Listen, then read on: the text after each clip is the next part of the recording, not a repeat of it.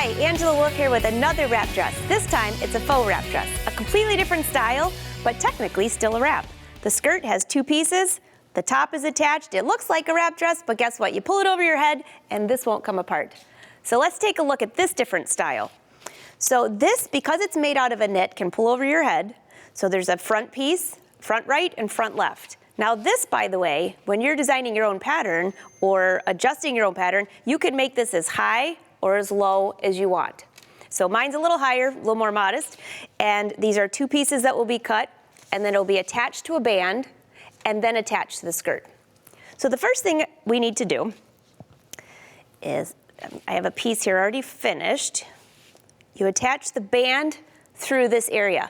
So I've kind of pieced this up just to show you some different areas. So the first thing you would do is actually sew the shoulder seams together, but I didn't think you needed to see that. We're gonna attach the band across the front, then I'm gonna show you how to sew these in the side seam, attach it here, and attach the skirt.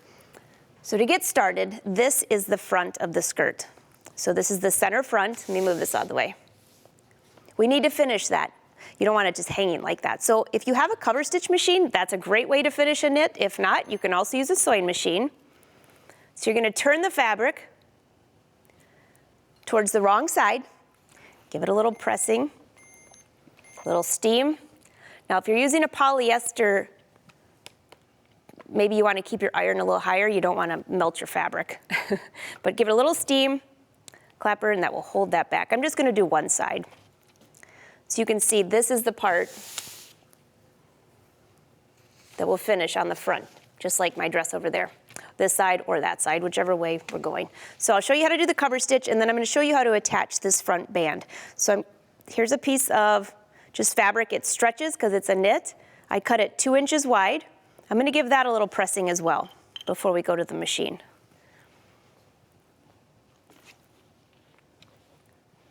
I'm just folding this in half. And sometimes these slinky knits can get a little bit hard to handle. So if you give it a pressing for that area, it's a little bit easier to attach to your garment. I don't usually use pins unless I have to on knits because you don't want to puncture the fabric. You could use clips, or if you're going to use pins, which you have seen me do that for armholes, I would put the pins into the seam allowance, not directly onto the main garment fabric. All right, so we're pressed, ready to go. I would also do both front pieces at the same time, just like I showed you. So there's that piece. All right, let's go over to the machines.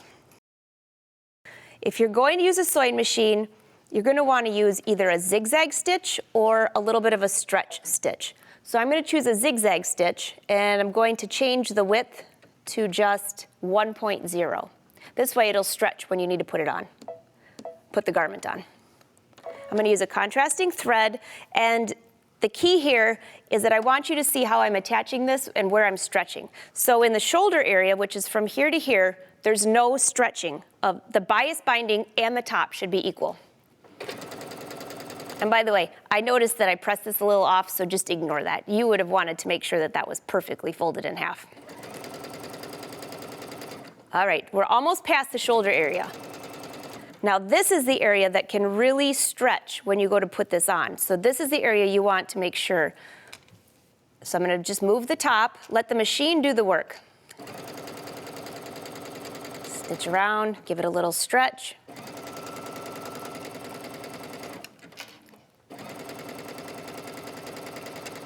Now because I'm not using a serger, I will want to go back and trim off this excess seam allowance. Not sure how straight this is right now, but at least you're going to get the idea. So let me just stop here. Now this top would be really cute if you did a contrast. So see how this is finished? And it'll stretch to go over your body because this will actually be stretched on you. All right, let's go to the cover stitch machine. I have it set for a 3-thread overlock, but you could do a double overlock or 2-thread, whatever you feel like doing. Just slide your fabric under. And what this will do is it will actually hem the fabric. Just pull my extra threads out of there for now. It'll hem the fabric and finish the back edge all in one step.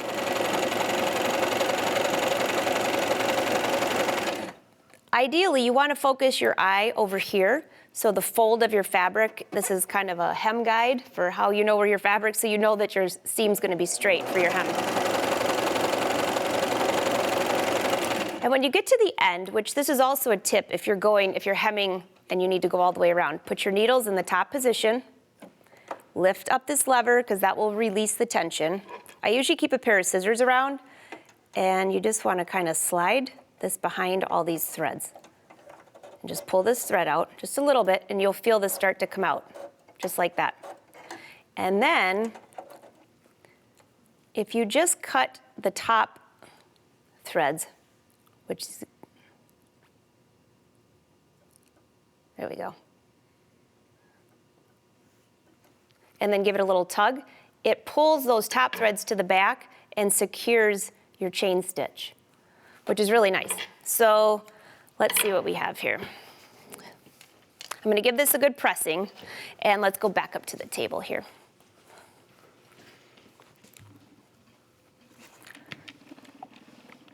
So you would have done both sides of the front with this cover stitch. Give it a little pressing. So you can imagine that this is the piece that's going to be here.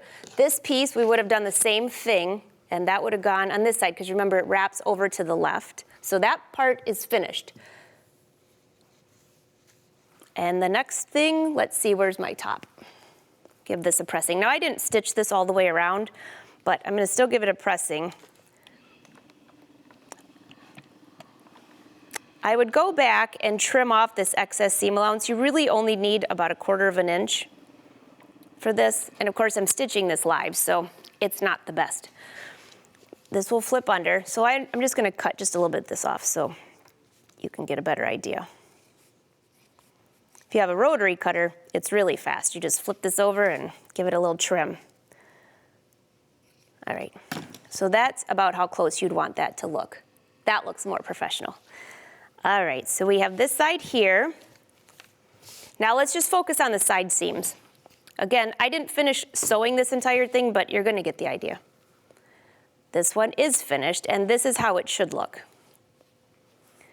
This piece is going to go underneath, and this piece is going to go on top.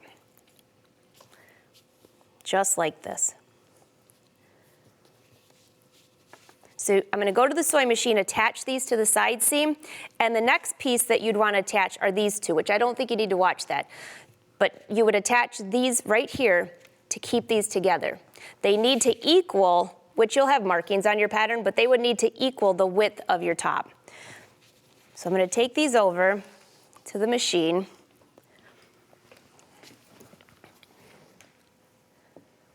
And again, if you're not going to use a serger, you'll need to use a little bit of a zigzag stitch, because when you put this over your head, you don't want to pull out your stitches. Using 1/2 inch seam allowance, I'm just going to attach these, make my stitch length a little bit longer. Now I know it looks weird on a knit, having that zigzag stitch, but when you put it on, it'll stretch out and it does not look like you have a zigzag stitch. See how it'll stretch? All right, now let's look at the other side. You want to make sure that this is laying completely flat.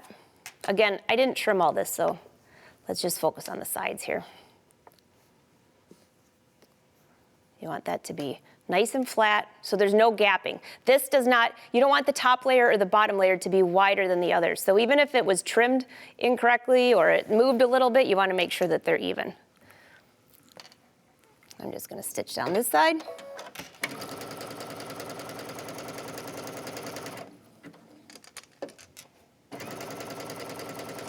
All right. Let's go back up here and compare. So here's my top. I will combine both sides together, so this will fit over your head.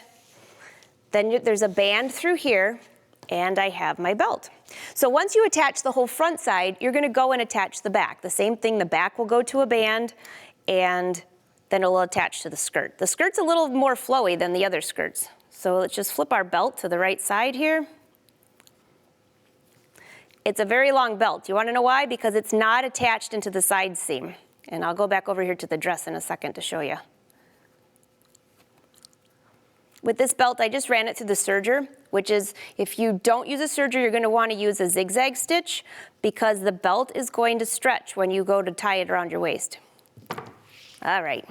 As you can see here on the side, I've attached the belt right here.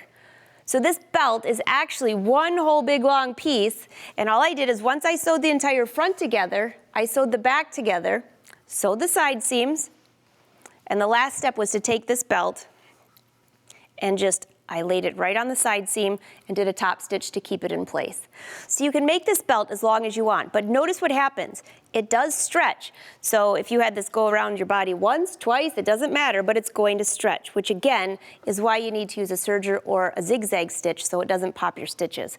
So again, you have a few other design options. You could use contrasting color for the bands. It looks like a wrap dress, but it's not really. So coming up next with our wrap dresses, we're going to talk about finishing those curved hems. They can get a little tricky.